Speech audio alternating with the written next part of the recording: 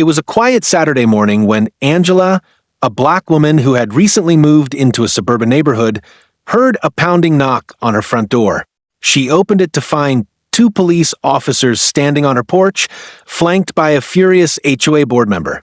The officer cleared his throat and said, "We've had a complaint that you're violating HOA rules. We need to come inside." Angela raised her eyebrows. "For what? My lawn is trimmed and my dues are paid.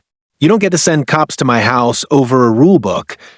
The HOA board member, a sharp-tongued woman who had been hostile since day one, sneered, "Your porch furniture is not HOA approved.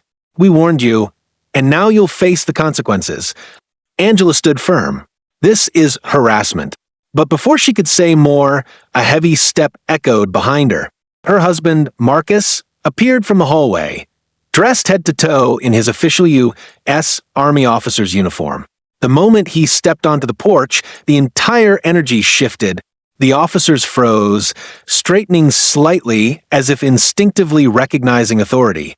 Marcus's chest glistened with medals, his posture commanding.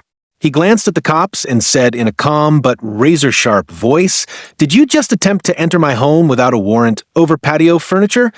The officers exchanged uneasy looks. The HOA woman stammered, "WL, the HOA has authority," but Marcus cut her off with a cold stare. "The HOA has no legal power to send armed officers to intimidate my wife. And if you think otherwise, we can resolve this downtown. Right now." The officers immediately backed off. "Sir, we're sorry.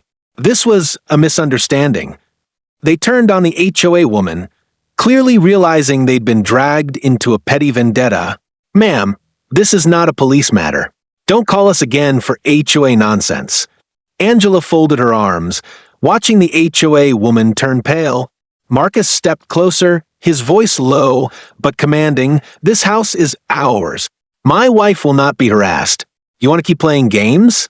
I'll bring this to federal court."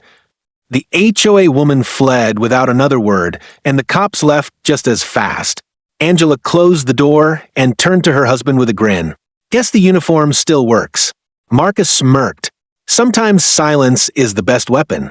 From that day on, not a single HOA board member dared bother them again.